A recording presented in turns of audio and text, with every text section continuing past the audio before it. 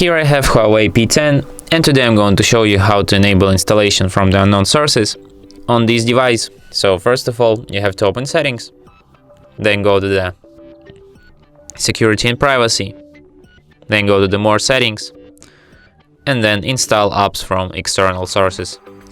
Here you can see the whole list of apps for which you can install apps from the unknown sources. Let's select, for example, Chrome, and then allow app install, and then you can install unknown apps through the Google Chrome. You can do the same thing with the other apps from this list, for example, Google Drive, maybe, no idea, Gallery, Huawei Video.